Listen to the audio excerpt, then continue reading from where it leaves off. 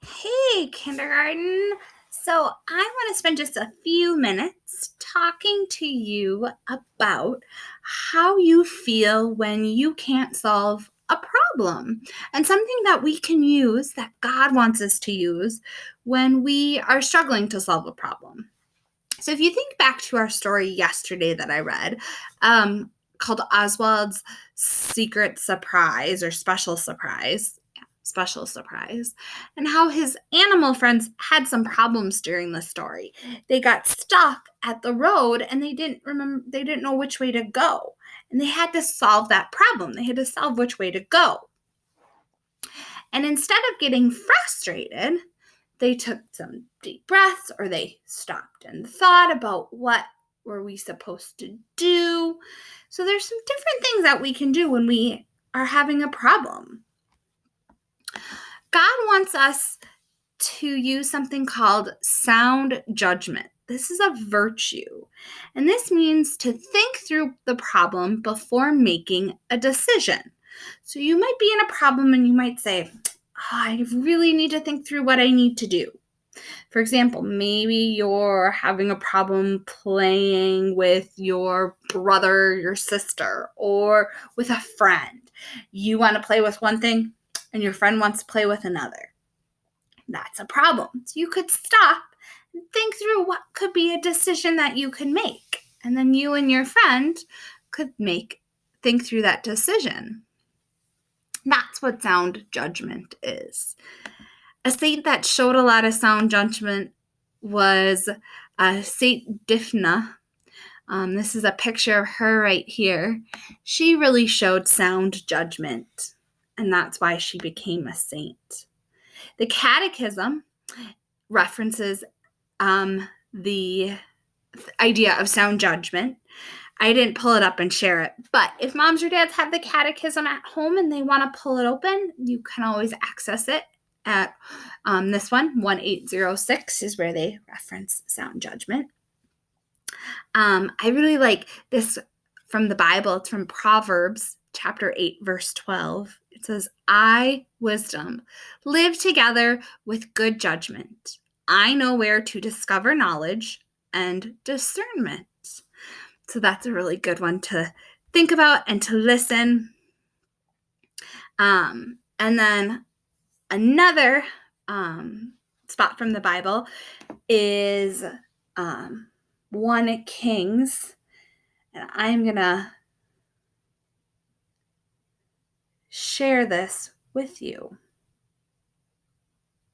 So it's about Solomon, and he asks for wisdom. Solomon made an alliance with Pharaoh, king of Egypt, and married his daughter. He brought her to the city of David until he finished building his palace and the temple of the Lord and the wall around Jerusalem. The people, however, were still sacrificing at the high places because a temple had not yet been built for the name of the Lord. Solomon showed his love for the Lord by walking according to the instructions given him by his father, David, except that he offered sacrifices and burned incense on high places. The king went to Gibeon to offer sacrifices, for that was the most important high place. And Solomon offered 1,000 burnt offerings on that altar. At Gibeon, the Lord appeared to Solomon during the night in a dream. And God said, ask for whatever you want me to give you. Solomon answered, you have shown great kindness to your servant, my father David, because he was faithful to you and righteous and upright in heart. You have continued this great kindness to him and have given him a son to sit on his throne this very day. Now, Lord my God, you have made your servant king in place of my father David, but I am only a little child and do not know how to carry out my duties. Your servant is here among the people you have chosen, a great people, too numerous to count or number. So give your servant a discerning heart to govern your people and to distinguish between right and wrong. For who is able to govern this great place of yours? The Lord was pleased that Solomon had asked for this. So God said to him, since you have asked for this and not for long life or wealth for yourself, nor have asked for the death of your enemies, but for discernment in administrating justice, I will do what you have asked. I will give you a wise and discerning heart, so that there will never have been anyone like you, nor will there ever be. Moreover, I will give you what you have not asked for, but wealth and honor, so that in your lifetime you have no equal among kings. And if you walk in obedience to me and keep my decrees and commands as David your father did, I will give you a long life. Then Solomon awoke and he realized it had been a dream.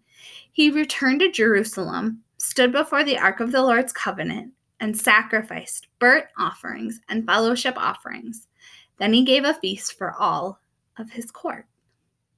So in Solomon, he had to make a decision. What did he want to ask the Lord? And instead of asking for things he really necessarily didn't need, he made a decision and asked for something to help him make better decisions. He said, Lord, guide me in the right decisions. Give me a wise mind and a wise heart.